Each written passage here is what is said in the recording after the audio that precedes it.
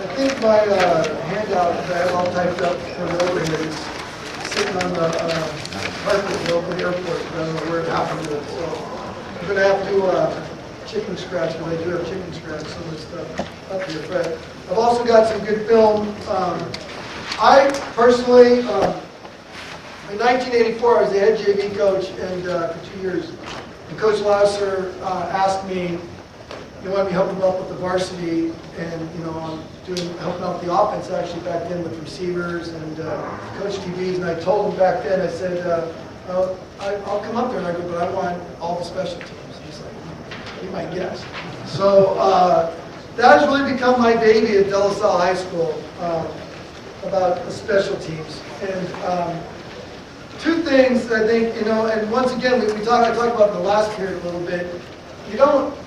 Most of us, if you're coaching special teams, you only get, I don't know what your head coach allows you to have, but we don't have a lot of time for a lot of one-on-one things, a lot of skill things, a lot of drill work on special teams. You just have to get your special teams together and get it going. I mean, that's the bottom line. And so, what I'm going to draw up and show you today is what I think is very easy, a kick return that we do, and if I get to it, a punt return also. That is, I think it's really simple, but it's really effective. And I got a couple of those returns to show how they work. But the first thing I want to talk about just really quickly is about special teams itself, about the importance of them. Okay, why they're important, there's no doubt about it. I believe that special teams establishes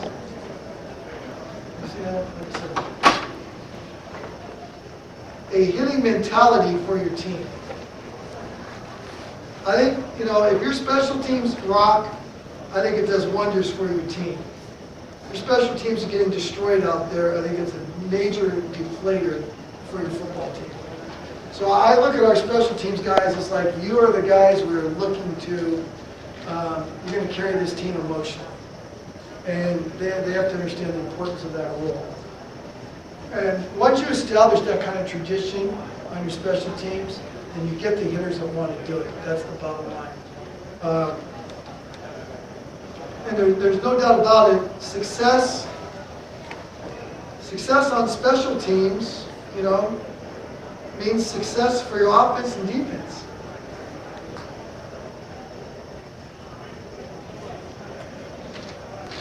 Because what's the game all about, really, especially at the high school level? Well, on every level, we know that, but in high school, it's about field position. I mean, the closer you can get your team to the goal line, or the further you can make a team drive it, the more opportunity you can have for success in this game. There's no doubt about it.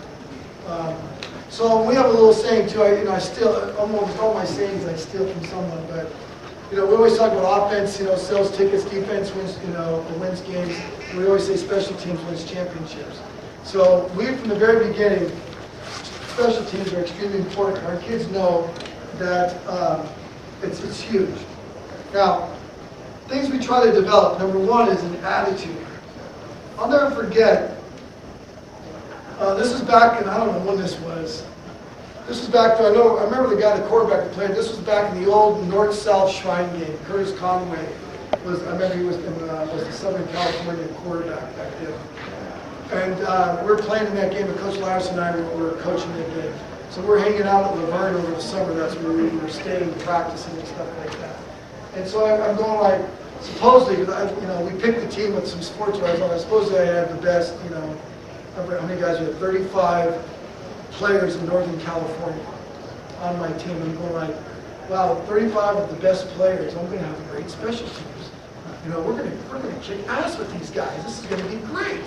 So we go like, we're going to do special teams tomorrow and all that. So get ready for that. I go, all right, how many guys want to be on punt return?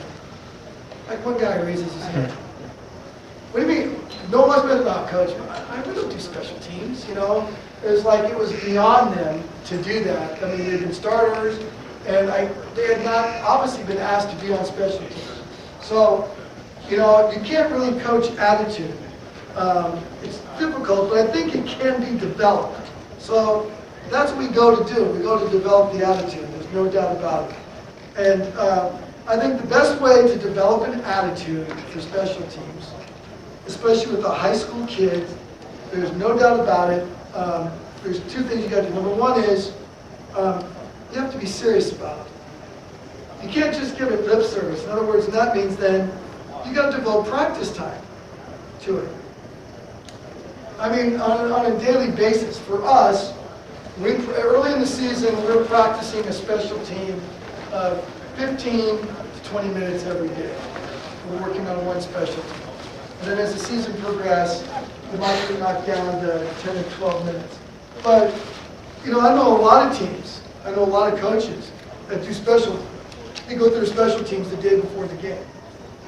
Well, to me, that's fine, and that's your system. So I don't think that's taking it serious. You run offense every day, you run offense and defense, spend a lot of time on that. This is a major part of the game. There's no doubt about it. I mean, so much can go wrong on special teams. I mean, there's so many big plays. The biggest plays, you look at a box score every Saturday morning or Friday, most of the guys fill out Thursday games, you look at the box scores, see all the punt returns, the kick returns, the block punts. There's a lot of huge plays in special teams on the high school level. I think a lot of it has to do with one team taking it seriously and the other team not taking it seriously. So we look at our special teams, we see it as a weapon. I mean, we're going to look at ourselves, we're saying like, we expect, I mean, we take that attitude that we're going to score on special teams. That's the whole point why we run them. We're in our punt team and our kickoff team, which is the heart and soul of our special teams, which I'll get to. We expect them, you know, to make sure they never score. That's the whole concept. Never any big plays on special teams.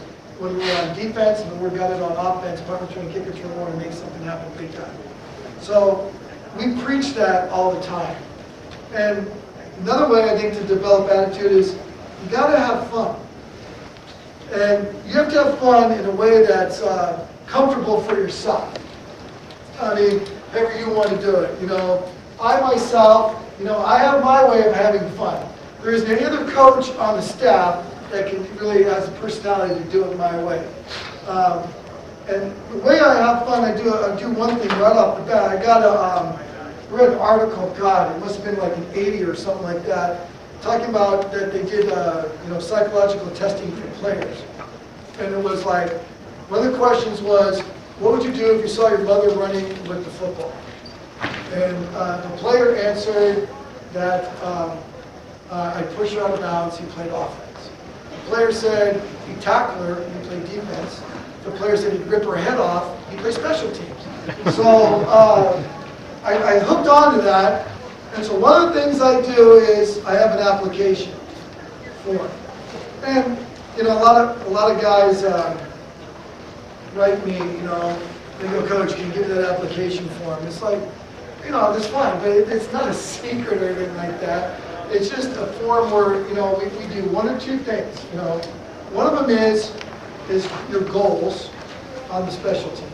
What are your goals? But, you know, and the other one is, well, I actually went ahead of myself there. It's like, you know, what are you applying for? So they have to say what they're applying for, and I said that's every single one. So if you want to be on the hands team, you know, you have to apply for that. Everyone's got to apply with special teams you want to. What are you applying for? And what are your goals for this team? And then I make a big deal about our kickoff team. The kickoff team is the elite. Those are the best of the best of our special teams. And the guys understand, only special guys get on the kickoff team. And so, the other thing is, too, everyone's got to apply for this, too. I mean, if you want to be on special teams, if you don't apply, you can't be on. Because that tells me that they're not taking it seriously enough. So, the fun stuff is when we get to the kickoff things, I'll ask them things like, you know, are you, you know, just little things, you know, are you the true choir, why not? Do you like girls? What would you do if you saw your mother running with the football? That's always the last question. Some of the questions, the way they, you know, and it's all in fun. I tell them, you know, don't show this to your, you know, don't have it out in class. Don't anybody see this between me and you. Because some of the answers, what would you do if you saw your mother running with the football? If someone ever saw it, I'd probably get fired. So But I tell them, it's all in fun, and you have to understand, there's got to be a comfort level for you about what goes on there. But the best one that was ever done, and I'll never forget it, because he's somewhat famous now in the sense of being in the NFL.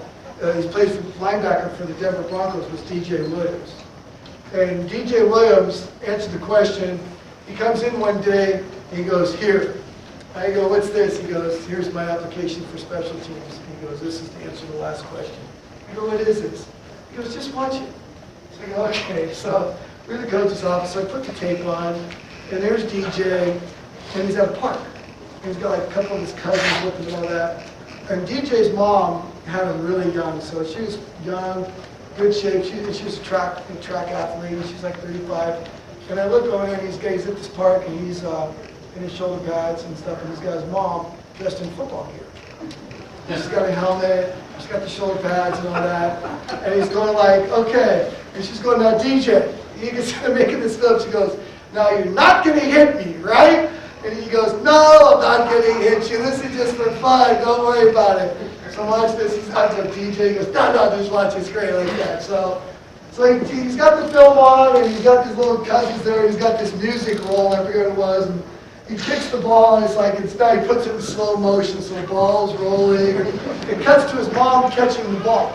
You have to understand, DJ Williams in high school was still a man-child. He was 6'1", 230. He's cut. You couldn't believe it. I mean, you look at him and you're like, I just can't believe God could create something like this. So his mom catches the ball, and he goes to fast speed, and he runs into her and just lays her out, full speed. Just dives into her and just knocks her head off, And I'm going like, and his mom gets up and starts shaking. I told you not to hit me, and all that. And she's running, and he's like laughing. I'm going, did you just hit your mother? Yeah, isn't that great? And I'm like, I'm gonna get fired for that. Are you nuts? And so I had to call his mom up. Sherry, I'm so sorry. She's like, oh, it's all in fun. But she had back pain for like 5 years. But I mean, that was the all-timer. And then, everyone says, where's that tape? I go, I threw that out. I didn't want any tape for that. No one knew. What tape? I know nothing about it. So she supposedly still has a copy. I think she's waiting for the highest bidder at the right time. So it might pop out Super Bowl Sunday if he gets there or something like that. But, that was something else. Something else that we do too. Some of you might say it's hokey, whatever, but I'm telling you, they're kids and they love this stuff. So we have a song that the kickoff team. We have a song we play before every game. We gather around, and it's been like some song has something to do with some kind of craziness. Obviously, we used to play Lunatic Fringe. It was out of Vision Quest. This year, our special teams captain, which I'll get to in a second, he goes, I have a different song. It's like, a different song? It's like, he goes, trust me. He goes, we'll get jacked for this game. It's like, hey, if you say you're going to get jacked, then get jacked. And so it was some heavy metal, headache type stuff. But I don't care. Whatever it does to get them going.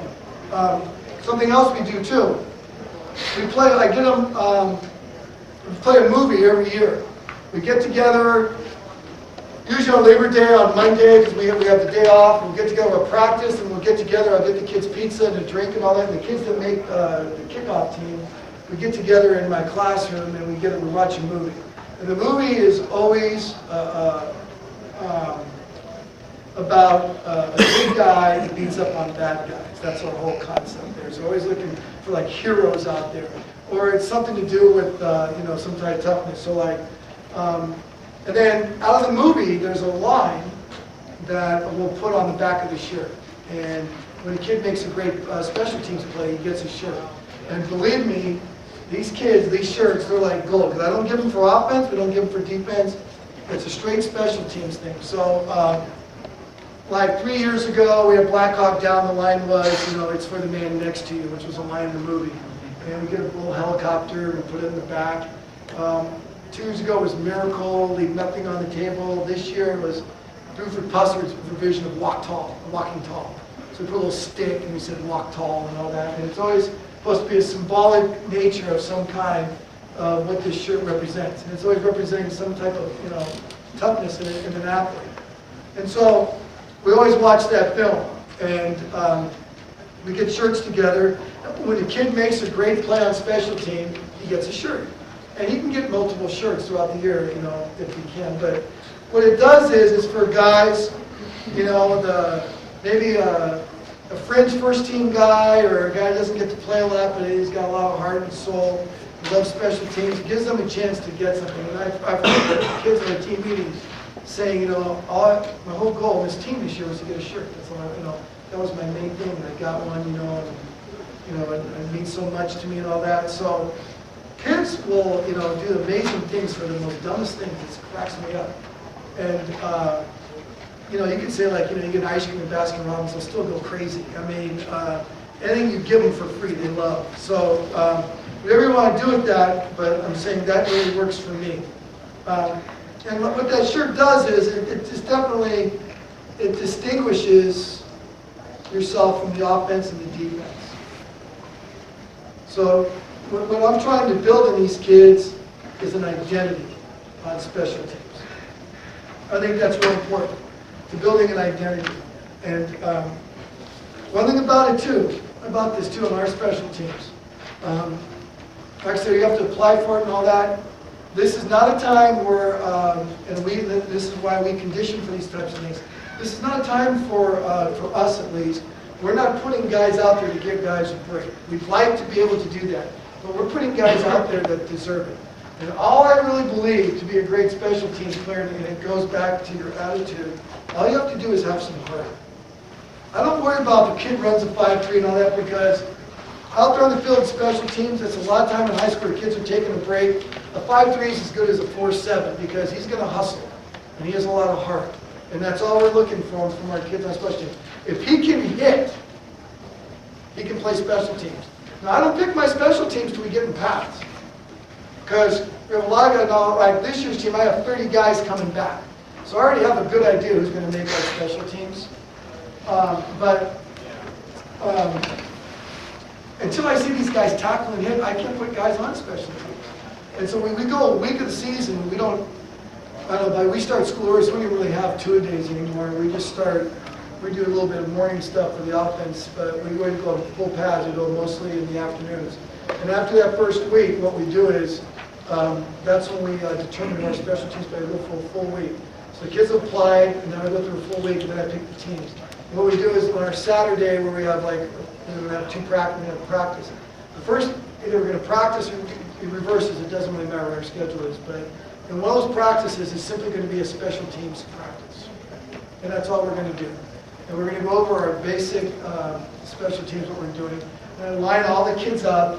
And I have it all charted out, and I go, okay, first guy up, kickoff, wedge buster, so-and-so, and the kid, what? And the kid runs out there. So we're making an issue. What we're saying is, this is important.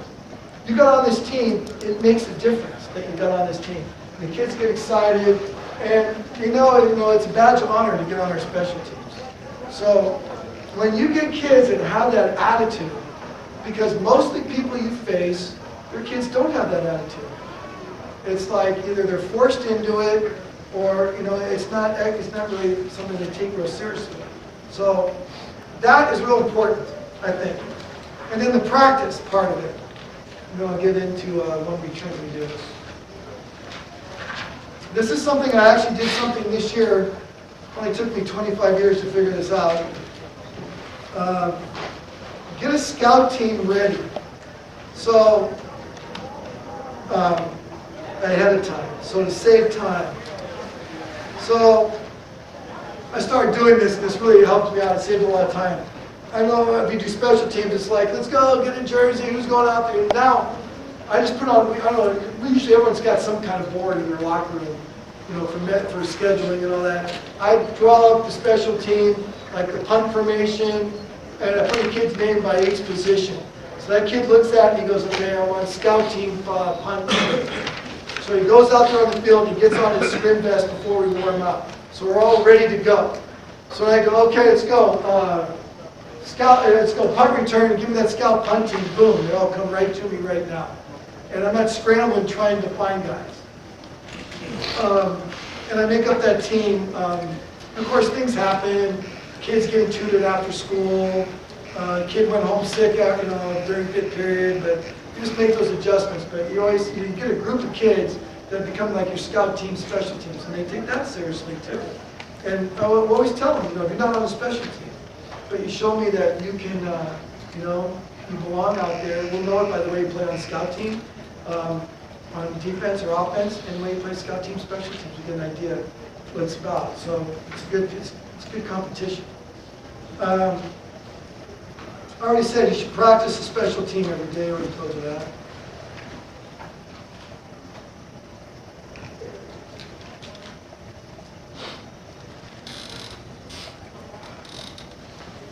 This is really important too. You have to practice. You must practice game situations. You don't want to be caught doing a special team at a timeout. In other words, then, you're up 20-17. There's 8 seconds left. There's 7 seconds left. You're on your own 10-yard line, and you decide, I'm going to need to take a safety. You have to practice that with your kids. You can't, I'm telling you, you call a huddle, and say, okay, we're going to take a safety, and you got the 1 minute to explain this whole process to them. It's too late. And you never know what they might do. There was a kid one time I watched a video where they did the exact same thing. He ran the end zone, and the horn sounded, and he threw the ball up in the air like the game was over. Other team caught it, touchdown, we lost. So you have to go over everything with them, exactly what you want them to do. The safety from the 10-yard line in, safety from we're punting from the 25-yard line in. What you're going to do. You got to talk to your punter. You do not get tackled when you take a safety. You understand? I don't want them hitting you. So you have guys rush and you have them run around. I don't have time. Sometimes some guys put the clock up and they do it on the scoreboard. If you got guys to run that and do that, that's great. Sometimes you get the stopwatch and just count it out and do it like that. Whatever the situation is, you have to explain to them. You have to explain. This one happened to me this year, and that's pretty good on 1-2C. That was good. All right. This one happened to me against Mission Viejo. I thought about it. I was like, I think I probably told him about it. I know I told him, but I don't think we practiced it. This one too. After the kick, after the safety. Well, since none of these kids ever watched football, they don't know any of the rules anyway, so you got to explain everything to them. But the kick after safety, I think our kids are always used to, I think everyone's been used to, a lot of teams kick the ball. Mission Viejo, though, punted the ball. And our assistant coach denies he did this, but this is what he did. We have a call, stay away from the ball, because we're Catholic, we say Peter, it means stay away from the Peter, okay? So kids all can relate to that. So that's what we yell. It means get away from the ball. So Mission Viejo decided to punt the ball instead of kick the ball. And the guy punted it, and it was kind of a shame. And the ball started rolling around, and our assistant coach started yelling, Peter, Peter, Peter! Our kids started, no, get on the ball! And so finally someone got on their gun. You have to practice that. Hey, when they're kept or safety, when they kick the ball to us, that ball is live. So you have to understand that. I told our coach, I said, what are you doing? I didn't say that, it was another kid. Like, yeah, sure. Okay, so you have to understand that. They have to understand, practice all those types of things. You have to practice them every day, but I think once every 2 weeks, just kind of remind them. I need to understand too, like on a punt, when you block a punt, if you're fortunate to do that, I always tell my kids, that if you block a punt, what I don't want you to do is fall. I want you to scoop it and run it for a touchdown, because if you scoop it and it falls all over the place, what happens? It's still our ball because it's fourth down. That's correct. So you explain all those little things to them about it. You got to tell your kids, the kids that do watch the NFL, you got to tell your punt team, you don't have to wait 3 seconds. A lot of them think they have to do that. Okay, I can go now. It's not like that. You don't have to wait till it's punted, type of thing. That's the other. They wait 3 seconds usually because that's when the ball's punted. You don't have to do that. This is high school. You can go right away. All right? So a lot of kids don't know that. They think they have to wait till the ball's punted. So every little thing about that team, you got to explain to them to make sure they're up on all the rules, on everything about that. And you gotta have your subs there too, because if, someone's gonna get whacked. And they gotta understand when they go away, they gotta know what's going on too. You gotta teach a kid how to fair catch. You just can't tell a kid today, I mean, you say like, if the ball's short, I want you to fair catch it, okay, coach? They don't know what that means. It's a fair catch means your hand goes up and they can't hit you, okay? And if they do rack you, well, it's 15 yards, that's not worry about it. So, what? I was like, no, don't worry about it, it's okay. So, but these are things that kids have to be taught. There's no doubt about it. You gotta think don't assume that your football players in high school know anything, because they don't when it comes to this game anymore. I don't think they're any smarter in Southern California about this game than they are in Northern California. And I know a lot of teams like punt return, I know it's true. High school punters shank it all the time, and it drives you to, I know Coach and I were talking about UCLA, they have a guy throw it. And I understand that. You have a guy throw it and catch the run your punt return, but realistically, that's not going to happen in a game. I swear to God, we must have gotten 5 balls punted to us in a 13-game season this year that were decent punts. Everything else went everywhere. Your kids have to learn how to field that and know what the situation is. Because if you're throwing them perfect balls all the time, and then all of a sudden you get in the game and the ball goes haywire, they're going to try to probably make a catch they shouldn't, they're going to fumble it. They got to know the situation. So you got to do it both ways. Have your kid punt it, he's shanking it, throw it, both be ready for both things, or a judgment sheet, whatever you have. So that's important. Okay, now what I'm going to show you today is what I just consider, I just call it, it's just a simple kick return. It works for us.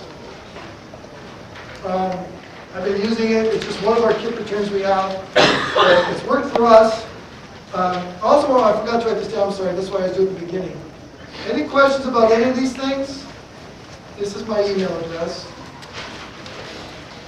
It's .org. So it's just Edison. That's an S. I'm starting to write fast, and I write like my 7-year-old. EdsonT@dlshs.org. If you have any questions at all, email me. If I don't think I can answer it on the email, I'll just say, here's my cell, give me a call. I love talking to special teams with anybody, and we're all in here, like I said in my last session, we're all here for one reason, help kids. So I don't think that's kind of what we do.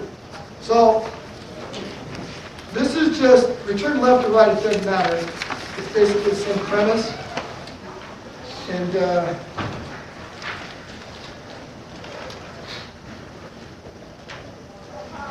where's the open machine?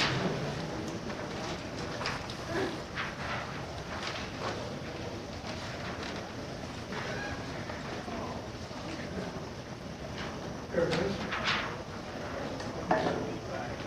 This is just how we set it up.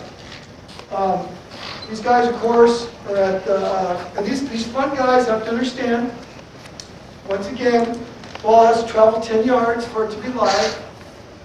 That talk to them about if they do try to do an onside kick on you, and if it takes a good hop and you can get it at 8 yards, don't wait, go get it to get the good hop. Make sure you don't run until the ball's kicked. A lot of kids like to get a head start. But they're lined up there. We have 4 linemen here. Now these guys are usually either linemen with good feet, or they're going to be linebackers, or some tough running back they can block. You got to have some speed though. You can't put a slow-footed guy on this back ledge. We're at the 25. And that's normally thinking that the guy's going to kick it to around the 10. If you think he's going to kick it down to the end zone, like for 2 or 3, then we might back him about 5 yards on that.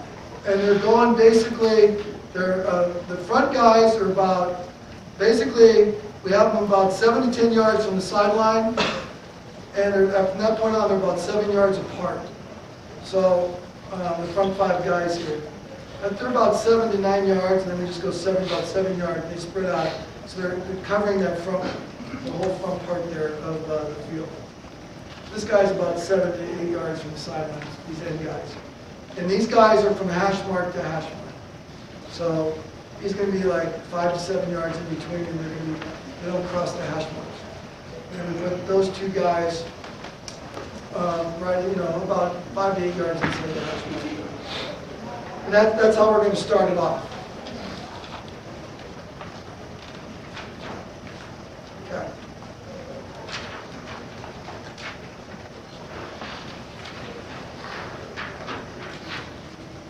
Okay. Now, the next thing we're going to do is, this is what the front wall guys are going to try to do. They're going to try to, I take the front guy there, if we're going to go kick return left, he's going to lead it, unless the ball's kicked all the way to the other side. If it's kicked to the other side, like over here, then number 2 here is going to lead it this way. He's going to follow him. And as soon as the ball's kicked, you tell me, I'll let you step in, left foot out, turn and go right down the hash mark, or find the hash mark. And I tell them, I want them right about 7 yards outside shoulder of the first guy on the wedge. And then everyone tries to follow in place. Now, I know a lot of different guys, they like to go man on man, number up guys and stuff like that. I don't try to do that. We have so many different kickoffs, and like I said, it's a time thing also, trying to work it all the time. So I try to keep it really simple. That's why I'm saying this is a simple return. You can work on it and it can be really effective. Okay, so what they're going to do is, they're all going to, like I said, they're going to try to form kind of, this guy here never really gets to the wall like that. So I tell him, if you see someone he can block out this way, this guy can run down. You see someone coming, you can hit him out that way, that's fine. Because it's too hard for you to try to get to the wall in that sense. Okay? Now, with the back wedge here, what we're trying to do is, this is the concept. What, I don't want to get my pen here. What we're trying to set up here is, if we're going on a standard 5 and 5, but what we're trying to do is, we're trying to isolate these 5, and I say these 5 because the player that doesn't get the ball, when the ball's kicked down, he's going to join the wedge on the side he's on. He doesn't have to cross over. So if we're going left, he doesn't have to run to the left. Just join the wedge. And if we're going left and he's the last guy on the line here, that would have been the kick returner. As he's got backside, so as he's running, he's looking to see what guy can knife in to kill his teammate. And he can break off and block that guy. So he makes sure he doesn't get killed. If he's not on that side and it's the lineman, then he knows he's got backside responsibility. Because the lineman knows that if it's kicked to this guy, then this guy's going to join. If it's kicked to that guy, then he's not going to get joined. And we're trying to set up here is, we're running this, the idea is we're running it to the hash, and we're trying to take it basically to the sideline and cut it up. So we're running it to the hash. We're trying to get a 5-on-3 on these guys right here. And we're trying to get these guys, like I said, just to kick out anybody from the wedge. We're trying to blow up, we're trying to open up a gap like that. Now, the way this works, the way it doesn't work is, first of all, is with these knuckleheads, they cross too much. And I try to tell them, don't try to cross the goalpost as a landmark. They always do. So it's okay, they see bodies and they're going to cross. But I don't want them running all the way across the field because we're going, like I said, this specific area right here, the hash mark, right to the hash mark, between the hash mark and the sideline, right here. So I try to tell them, as you get there, try to check up like that and hit the first guy you see. What gets screwed up sometimes is these guys run down too far, they time it wrong, and these knuckleheads run into our wedge and take our own guys out. And so you want to put someone on the end that's got some brains. I had a guy on the end. I thought he was smart until one day we were doing a punt return, which he was on, and we told him, we said, we have nobody out there, we have no blockers. He said, okay, look, we're just running the skeleton. So he was a rusher up the nose guard. He said, we're going to snap the ball. He's going to, coach, this guy's going to punt it, who's our coach, and you guys are going to run the return. Do not block the punt. You guys understand we're just running skeleton. Okay, no blockers in front of him. We snap the ball, he runs in and blocks it. I said, what did I just tell you? Not to block it? Okay. You're off of the ends guy now, okay? That's it for you. So get someone that'll follow directions, as hard as that may seem. to run that first guy down. Because he's got to understand he's got to check on the outside shoulder and check up to get out of these wedge guys' ways. Now, for this to be effective, these guys right here, they got to run full speed. They have to understand that. And it's got to be, whatever you see, hit it, and just keep going, or block it. Don't pass guys up. That's the first rule. And the second rule is, if you have nobody to block, keep running. Because you're getting the returner's way if you slow up. So a lot of times, what it does, when it works really well, we don't get a lot of balls kicked to us anymore because of our returns. We've got some great returns. I mean, I don't know if you guys saw the UCLA one. Coach Snyder was showing Maurice Drew returning punts. Well, he was on our team at one point, and believe me, I've seen enough of those. It got to the point it's ridiculous. And you kick the ball, and it's like, one of our coaches used to do this. It's like they kicked the ball off, and his son was the block guy. He said, "Hey, P18, get ready." I mean, as soon as they kicked it to him, I mean, it was like that. I mean, Reese was just that good. So, but the idea is you get guys crossing. It's like this kind of action, and it gets players to hesitate, and that's how you get holes. And that's the idea. So there have been times when this has gone for a touchdown. We've made like one block or two blocks. But just natural running lane get open if these guys do what they're supposed to do and they're running full speed. And when it's run right, it works out. It works really well. So I have some film on this. Outside guys trying to get outside the hash.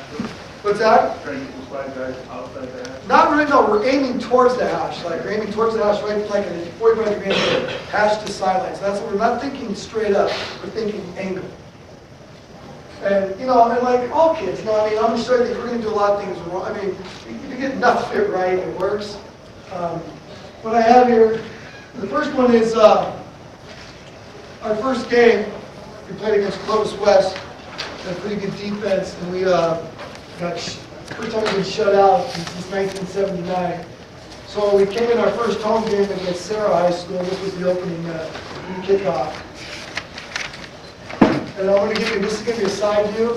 And I got one against Mission Bay, or we have the end zone camera to actually show it correctly, so it's kind of nice.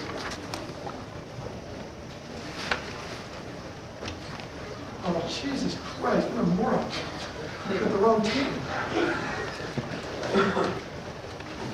That was for my defensive top that never got to know and did. Okay, hold on, play here. Ah!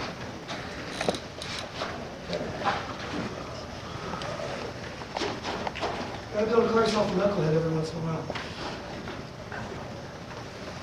Okay, wait.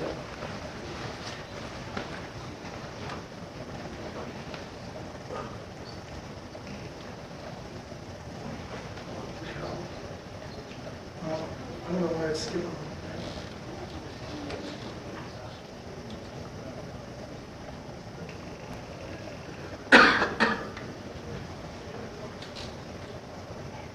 I don't want it to skip like that, but you see right there, I'll show you these linemen right here in a second.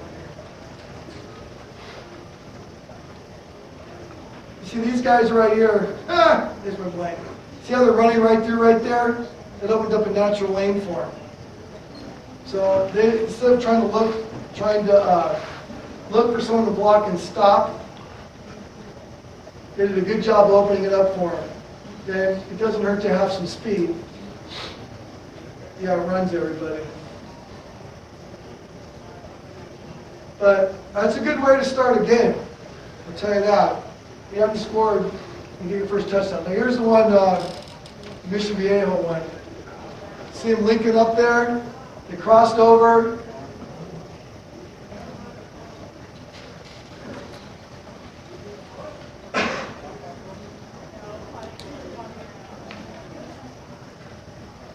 Number 26 should have been on that outside kid's shoulder right there. Just to let him know he was there. Right. He should have been outside right there. See how he kind of was behind that guy right there, the lineman? That's not really what you want. These guys do a good job They take off. See, 55 doesn't get in his way. Now, there's an example of this was a return left, but like all, good athletes, it's like, I think it's, I think, I'll show it to you again, but I think it's important, good athletes be athletes. If it's return left, and if he goes through, he sees the hole to the right, by all means, go to the right.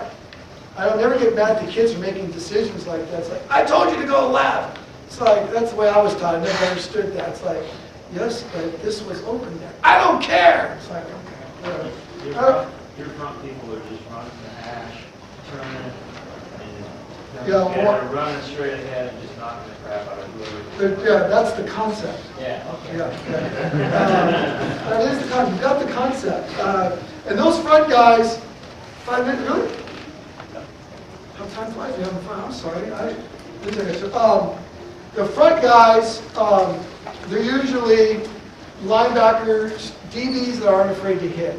So I like to have them have some speed, but they don't have to. But they're like undersized linemen, which we have a ton of at Salle High School. They're undersized linemen that can run, and that's what we put there. So they're right there. They're coming down. See where he checks up? That's not bad. He kind of crossed over a little bit too much, but it ended up working because he returned it right. So sometimes you get a little lucky.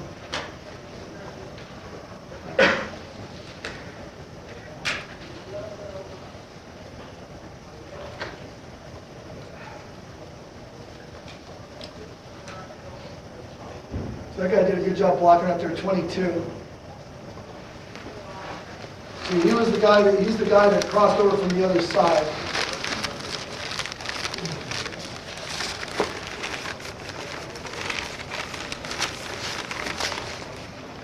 So this guy right here, that's the guy who's crossing over. Boom, does a good job. Takes the guy all the way out. And that's a great job. So, it's nice to start a drive at the 35-yard line.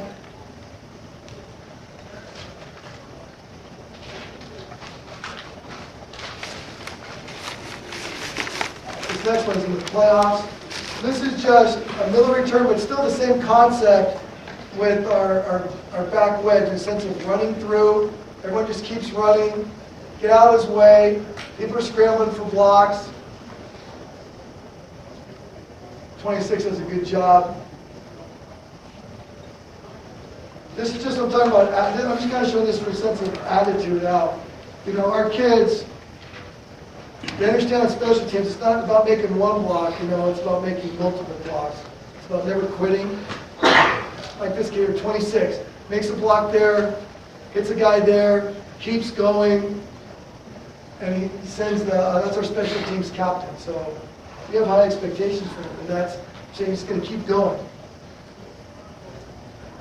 I'm just showing you this just to show you just what effort will do for you. This is a great return. This is unbelievable.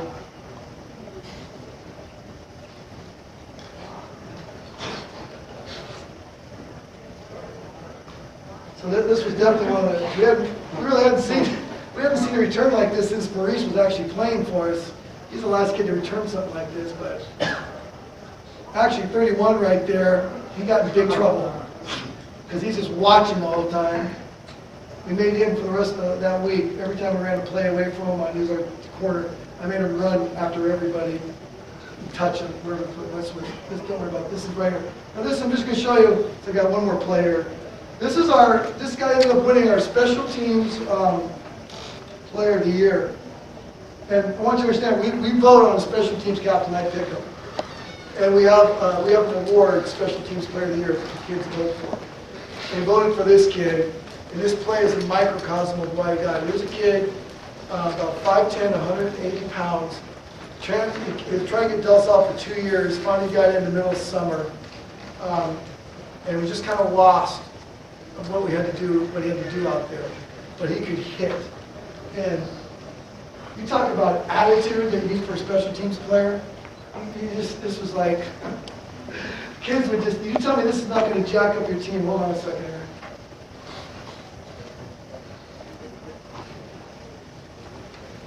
We're gonna follow this kid right here. Just watch this. Oh!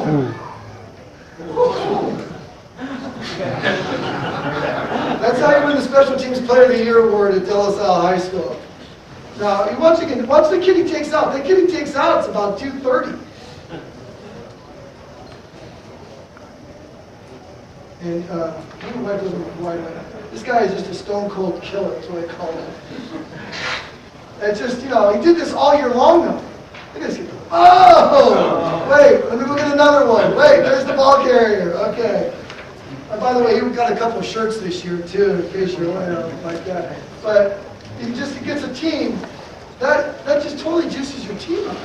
When you see a guy that's kind of, not a huge dude going down there and just racking people like that. I mean, everyone feels like the Superman when you start doing stuff like that. So, I'm sorry my time's run out, though. If you have any questions at all, you got my email. I really appreciate your attentiveness and coming to watch. Thank you very much.